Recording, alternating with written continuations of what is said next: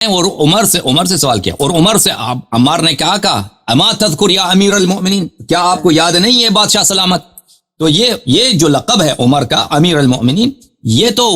جو ڈیٹ معلوم ہے، یہ ان کی خلافت میں ان کو بولا جاتا ہے، خلافت سے پہلے تو ان کو اس طرح نہیں بولتے تھے نا، وہ کوئی اہم بھی نہیں ہے، بلکہ امیر المومنین کہنا وہ زیادہ اس لیے مفید ہے کہ اس کی خلافت ثابت ہو جاتی ہے، اور یہ شخص خلیفہ بن کر جس کو خلافت کے بعد یہ بات نہیں معلوم کہ تیمم بھی اسلام میں کوئی چیز ہے، ٹھیک ہے نا، تو یہ کیسے امام ہو سکتا ہے؟ یہ کیسے امام ہو سکتا ہے جس کو تیمم کا نہیں پتا، جو قرآن کے خلاف فتویٰ دے رہا ہے؟ مجھے بتاؤ اس کا۔ نحمدہ ونصلی علی رسولہ الکریم، اعوذ باللہ من الشیطان الرجیم، بسم اللہ الرحمن الرحیم۔ لقد رضی اللہ عن المؤمنین اذ یبایعونک تحت الشجرہ، صدق اللہ العظیم۔ یہ جو یوٹیوب کے اوپر حضرت عمر فاروق رضی اللہ تعالی عنہ ان کے متعلق لیاری صاحب نے جو ایک حدیث بیان کی ہے کہ دیکھیں جی، امیر المومنین صاحب کو تیمم کا جو ہے نا وہ پتہ نہیں تھا، تو وہ کیسے امیر المومنین بن سکتے ہیں کہ جن کو تیمم کا بھی پتہ نہ ہو؟ تو لیاری صاحب، آپ سے گزارش ہے کہ آپ نے یہ والی جو تنقید کر دی،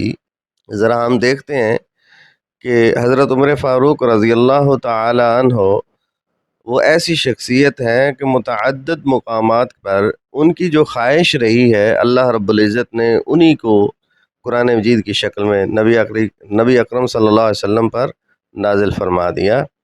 تو وہ ایک دو مقامات نہیں ہیں، وہ کتنے مقامات ہیں کہ جن پر نبی اکرم صلی اللہ علیہ وسلم کے اوپر اللہ رب العزت نے وحی کے ذریعے اس کی تصدیق فرمائی۔ مقام ابراہیم کی جب بات ہوتی ہے تو حضرت عمر فاروق رضی اللہ تعالیٰ عنہ کی خواہش پر یہاں پر نماز پڑھی جائے تو اللہ رب العزت نے قرآن مجید کی شکل میں نازل فرما دیا،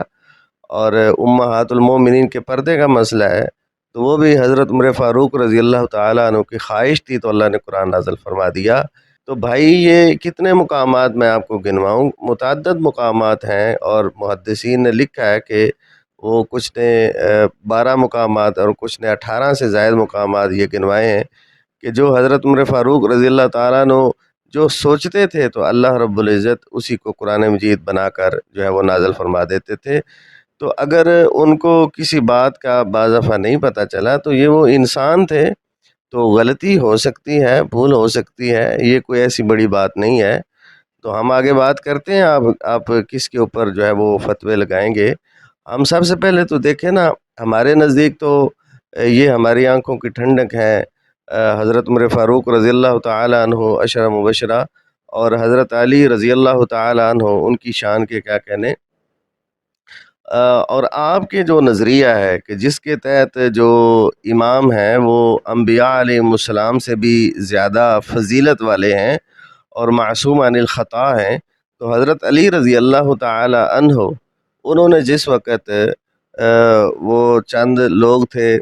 جو مرتد ہوئے تو ان کو انہوں نے جلا کر ان کو سزا دی، تو ایک صحابی رسول نے ان کی تصحیح فرمائی کہ یہ جلانے والا جو عذاب ہے وہ صرف اللہ رب العزت کے ساتھ خاص ہے۔ تو حضرت علی رضی اللہ تعالیٰ عنہ نے اس کے اوپر رجوع کیا۔ تو اب آپ کیا کہیں گے کہ وہ تو خلیفۃ المسلمین بھی تھے اور پھر نبیوں سے بھی افضل تھے آپ کے نزدیک، تو پھر ان کو کیوں اس چھوٹی سی بات کا ان کو کیسے پتہ نہیں تھا؟ تو اب اس کے اوپر کیا فتویٰ لگائیں گے؟ ذرا ہمت کریں اور اس کا ذرا جواب دیں۔ اب اس سے بھی ذرا آگے آئیں، حضرت محمد رسول اللہ صلی اللہ تعالی علیہ وسلم ایک دن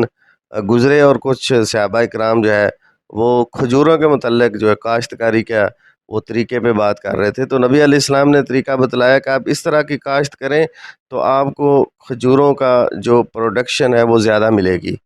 تو اللہ کا کرنا ایسا ہوا کہ انہوں نے اسی طریقے سے کیا، اور وہ جو اگلے سال ہے وہ کھجوروں کا جو پروڈکشن ہے اس کی جو کاشت ہے وہ کم ہوئی، تو وہ نبی علیہ السلام کے پاس گئے اور فرمایا کہ یا رسول اللہ، آپ کے کہنے پہ ہم نے یہ بات کی ہے، ایسے کام کیا تھا۔ تو نبی علیہ السلام نے فرمایا کہ بھائی دنیا کے جو امور ہیں وہ آپ مجھ سے زیادہ بہتر جانتے ہیں، میں نے تو اپنے طریقے سے آپ کو بتلا دیا تھا کہ ممکن ہے اس طرح بہتر ہو، تو آپ بہرحال دنیا کے معاملات جو ہیں وہ زیادہ بہتر طریقے سے جانتے ہیں، تو آپ اب اس کے اوپر نبی علیہ السلام کے اوپر آپ کیا کہیں گے کہ ان کو اس چیز کا علم نہیں تھا؟ بھائی بعض دفعہ کچھ جو چیزیں ہوتی ہیں کچھ وہ انسان کے ذہن میں نہیں آتی، تو اس کا مطلب یہ نہیں ہوتا کہ آپ اس کے اوپر ہی صرف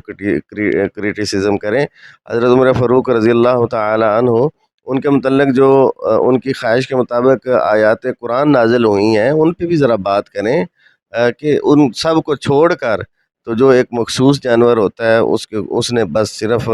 اس کے اوپر جو ہے وہ بات کرنی ہوتی ہے۔ تو اس وجہ سے برائے مہربانی جتنے بھی نبی علیہ السلام کے جو